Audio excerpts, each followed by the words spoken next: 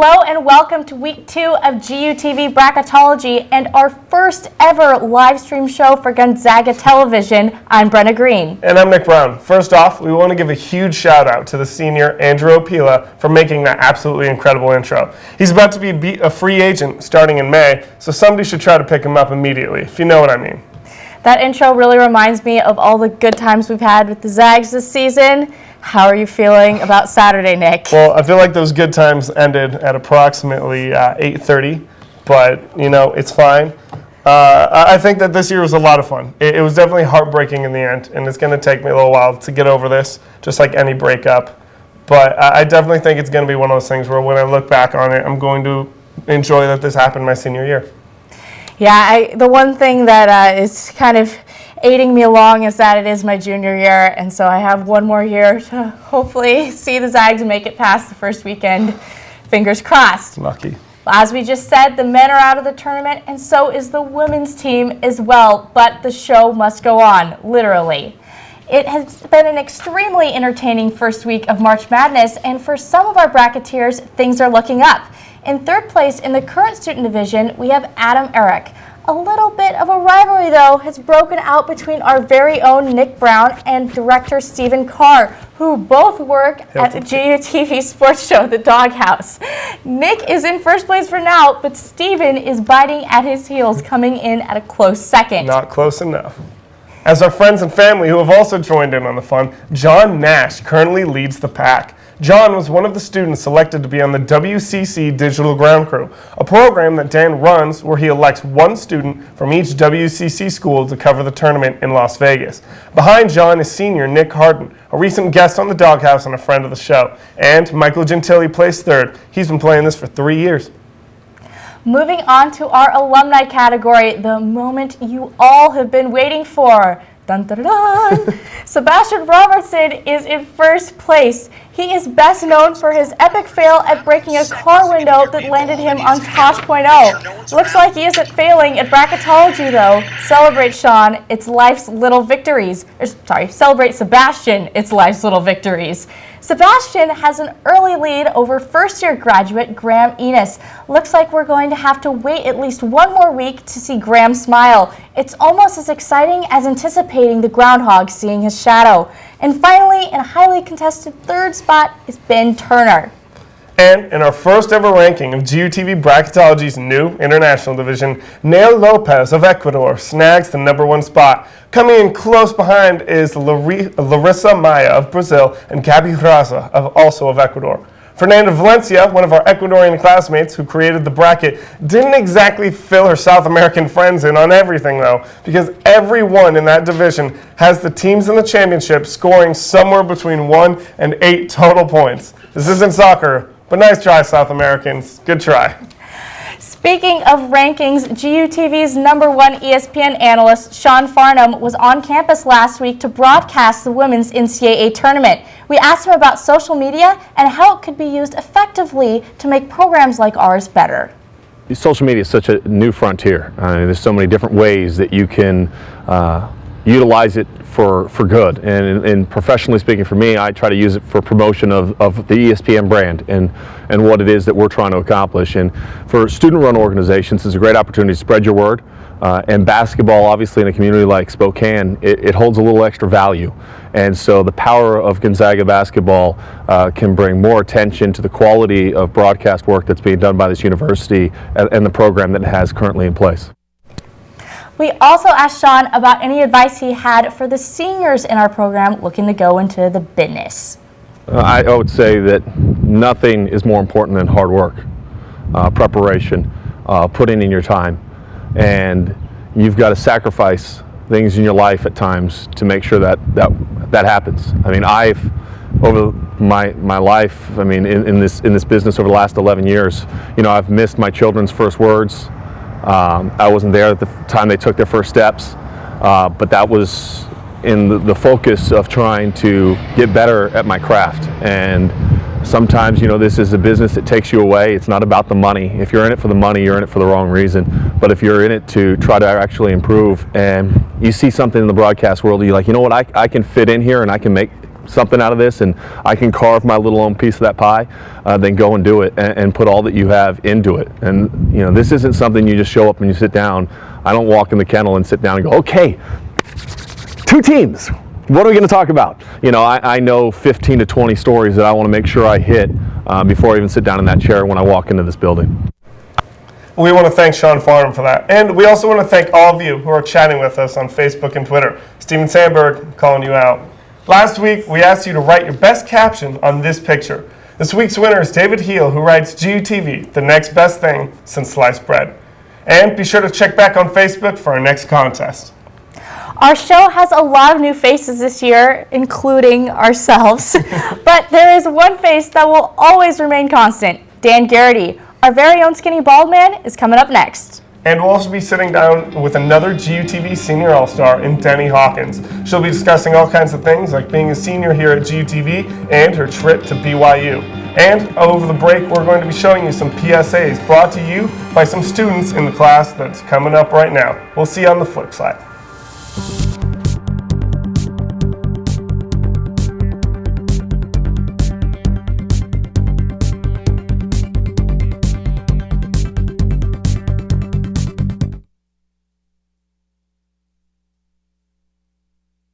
Those longboarders are really starting to get on my nerves. Bikers and scooters, too. They act like they own the sidewalk. Yeah, earlier I was walking around and I saw a skateboarder. He was coming at me real hot and my friend was like, whoa. Then he just ran right into me. Then I looked at him and he said, my friend told him to share the concrete. So then I was like, yeah, share the concrete, bro. Yeah, people with wheels need to share.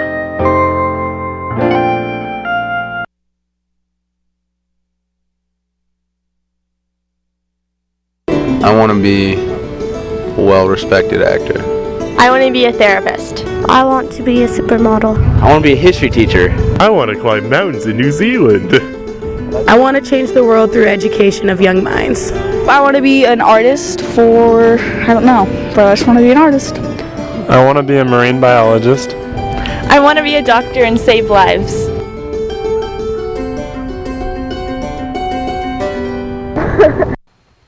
Okay, class, you have 60 minutes, and it's 240 points.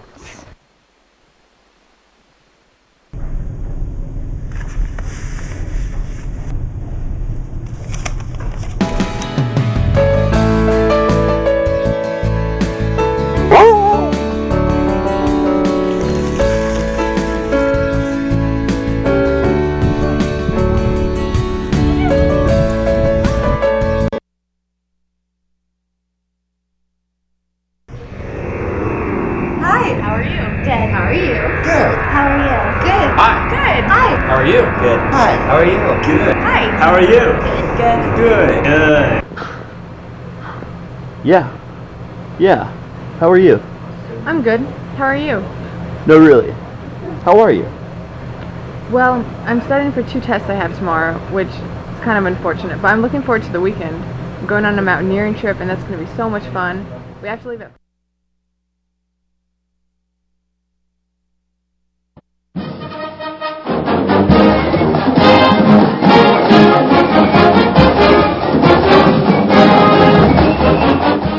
Hello and welcome back to GUTV Bracketology. So, you've submitted your bracket, but how exactly do you donate to the program? Well, GUTV's godfather, Dan Garrity, is here to explain. Man, if you're like me, that loss on Saturday felt like a punch to the gut. And if we choose to, we could continue to feel that way, if we choose to focus just on one game. On the other hand, if we choose to focus on an entire season and really reflect on what this basketball team did for Gonzaga University as a whole, then you don't feel so bad. You have to admit, wasn't it wonderful being part of a magical season where we got the first #1 ranking in school history, and you started to learn that Gonzaga fans come from all over the place? People everywhere were talking about us. And congratulations, by the way, CBS, when you talked about us, almost all of your announcers pronounced our name correctly. You keep that up. What was happening was alumni were getting together, going out of their way to reconnect with old friends. And at first, of course, they would be talking about hoops. But then the conversations turned to how wonderful it is to be a lifelong part of this school. Because of our team success, people who had never even heard of us before maybe followed Thane McCullough on Twitter, maybe took a look at some of the videos, and most assuredly learned a little bit more about why we do what we do here. What we do here in this program is to try to help the 21st century storyteller make a difference with his or her God-given gifts in the professional world. And because of what our basketball team did, more of you are willing to help us do that. So I say to Mark Few and the gang, thank you. Thank you so much for all of your hard work. Because of what you did, you are helping us do what we do a little bit better. And if you ask me, that's a pretty good season. God bless you, and thank you for your support. On Bracketology. Thanks, Dan. Every week on Bracketology, you'll meet one of our standout seniors who's been greatly impacted by this program. Last week, we talked to Brian Koscheza, who ultimately wants to be a director. Brian wants to be behind the scenes, but Denny Hawkins wants to shine in front of the camera. Take a look. So, looking back to your freshman year, how much have you grown as a broadcasting major? Oh my gosh, I don't even really know where to start with that. My freshman year, I wasn't even a broadcast major. I was undeclared. Quite frankly, I was too scared to declare broadcasting coming in because I knew that it was like, you hear those stories of you're going to change your major 4 times when you're in college. So I took my first broadcasting class my sophomore year, and since then, I've definitely changed a lot. Like, your confidence grows in what you're doing. You learn so much that you feel like you actually do have the skills to do this. So it's been amazing to see how much I've changed. And what have you enjoyed the most about GUTV? These shouldn't be hard questions, but they are, just because I think it's at that point in your senior year when you start trying to culminate all the experiences that you've had and look back and reminisce on favorites and good times and all those kinds of things. And with GUTV, it's so hard to put your finger on any certain thing that was best about it. It was awesome to get to do every sort of thing that there is to do in broadcasting, run audio, direct shows, produce shows, and then be on camera. You really do get to do it all, and that's just awesome. Going into the professional world, I think we're all going to be at such an advantage. So obviously that was great, but just I think that the community that exists within the broadcasting department, it's we're so small that we all start to know everything about one another, and no matter how much you see each other outside of class, you come to class and you feel like you're at home. And I know you were able to go on a trip to BYU. You want to talk a little bit more about that and that experience? Yeah, the BYU thing was something that Dan brought up to us, I think at the beginning of the semester, and he said hey, we don't know if this is going to work out, but start thinking about it because it'd be we want to go. And pretty much what we were told we were going to do was go down there and film the game, or shoot the game, excuse me. I never say film. Shoot the game, do coverage of the BYU Gonzaga game. Obviously at this point in the season it was a huge game. And then also we would be looking at the BYU broadcasting program and talking with their students and seeing how they do things and what their shows look like, and just kind of bouncing off ideas of each other. And it was just a great experience to kind of get some extra perspective on broadcasting and what it's like at other schools, and just kind of see it forced you to think on your feet. We were doing things so quickly. I don't know, it was great, and it was something that it was such a short, quick trip, but you learned so much in the process that it was really cool. So it was a great thing to get to do your senior year. So that definitely sounds like it was great for reporting experience. Yeah. What is the thing about reporting that really draws you to that? I came in thinking, if I do this, I want to be a reporter or an anchor, because that's what you see. And it was really appealing to me, and it was kind of cool to just be that. It just seemed like such a cool job, but I didn't really know what all it entailed. And then I got here and started producing shows and directing shows, and then I was like, well, now what do I want to do? Because I didn't know there were all these different things. But I think the thing that kind of drew me back to reporting in the end was, you get to do something different every day. You're around different people all the time. I love interacting with people, and it is amazing. As you do stories for GUTV and for internships or whatever you're doing, to see that everybody really does have a story, and it's awesome to be able to first of all hear those stories and then find a way to share them. Great. And ultimate goal, 10 years, 20 years down the line, what do you see yourself doing? I haven't really thought a whole lot about it, and I know that's probably bad, but I've been thinking more like the 2-month down the road goal, just because I'm crossing my fingers that I'll get a job, and all things, right now I think reporting or some sort of combination of reporting and anchoring is the ultimate goal. Some of the anchors back home at the station that I grew up watching have been there for 30 years, and that's really, really awesome to me to see people that are in the business for a long time. So hopefully some kind of combination of having a family and working and just, I don't know, being happy, I guess. So.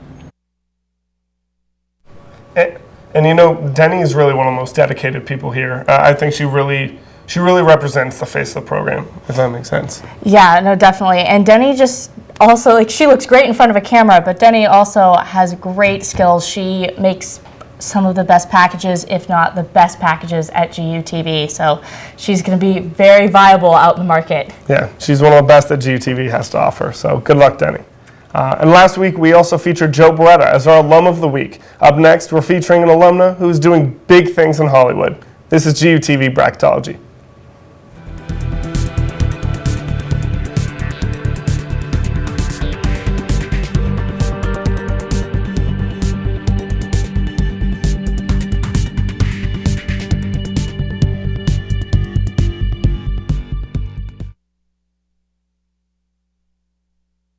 Did you see Steven at the gym today? What a girl. Pam is so ugly. Did you see what she was wearing today? OMG, did you see when she fell down the stairs today? I heard Steven failed his test. That's no surprise. She really needs to go die. Who are you when you go online? What you say on the web can have harmful effects on others. Would you say mean things to their face? It's time to change the way we interact with others on social media. So let's share love and delete hate.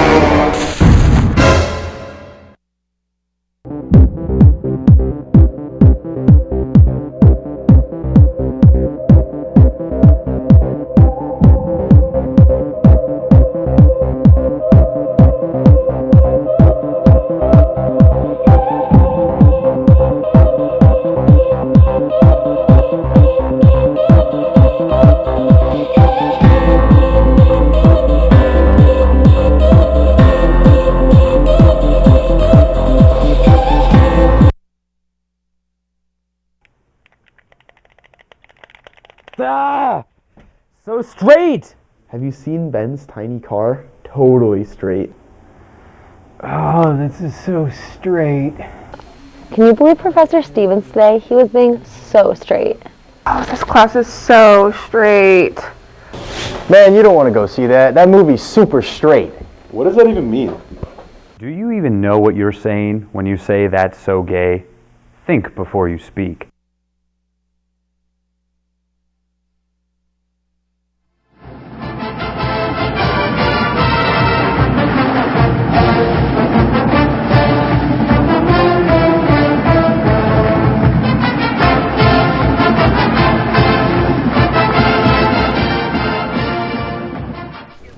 Welcome back to GUTV Bracketology. Every week we're featuring a prominent alum from GUTV. This week we have Lauren Wyckoff. She works at the production company Shine America and produces award-winning shows such as The Buried Life, Biggest Loser, and The Office. Lauren, how's it going? It's good. Welcome back to Spokane. Thanks. Good to have you from sunny LA. Yeah, it's been a while. I bet. All right, so my first question is, you mentioned that you were like a lot of seniors coming out. You really didn't know what you wanted to do. When did you really have that realization? Well, it was scary because it was 2009 and kind of everything had fallen out by that end. So I think I went to an internship. I worked a little bit with a television show that was closed circuit within Disney Resort. Still knew I wanted to do television, fell into a production company, and from there when they kind of opened my eyes to a whole managerial aspect of post-production, knowing I didn't want to be in an edit bay by myself all day telling someone else's story. but that I could still be involved with the technical aspects and of edit sounded really awesome to me, so I took a chance. So what was really kind of the change between what you learned at GUTV and kind of working that internship where you had to work on somebody else's story? Namely the fact that if somebody didn't like what I had to do, I would have to do it again, whereas for me it was my story. I wrote it, I directed it, sometimes I was even in it, and having somebody else tell me this is what you have to get, this is what it has to look like at the end, that was a little rough. When you were here at Gonzaga, was there anything that really interested you the most that kind of led you to that internship? No, that internship was kind of a fluke. It was something to do after I graduated because I didn't know how to break into television, what I wanted to do in it really. It was kind of just, a way to stay busy during 2009. Now, we mentioned a few of the shows that you have worked on. What kinds of things are you working on right now? I'm starting a game show for the Game Show Network called Minute to Win It.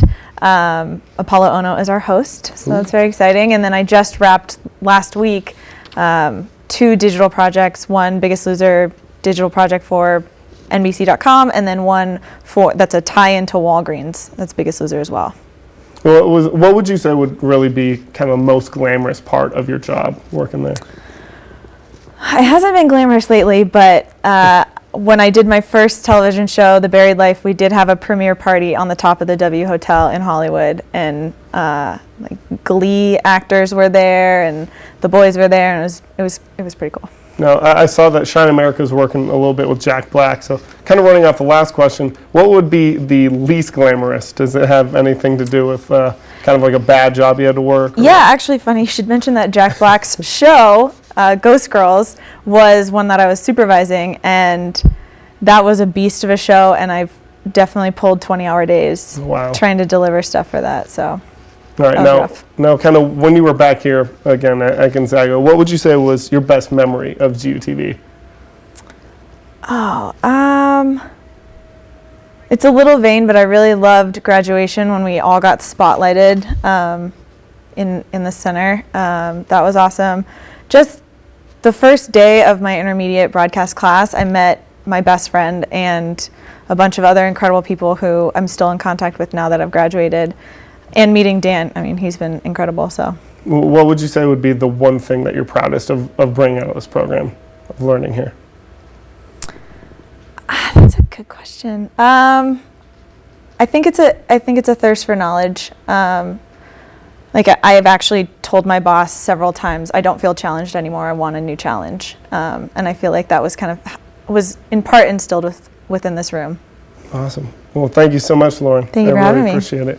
That's all that we have for GUTV Bracketology. Even though the Zags are out of the tourney, the bracketologists are still in the game. So don't forget to tune in next week. And in the meantime, be sure to chat with us and reunite with other alums by tweeting at GUTV Zags.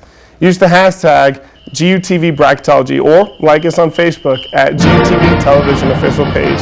From all of us at GUTV, thanks for watching, and we'll see you next time. And as always, go Zags.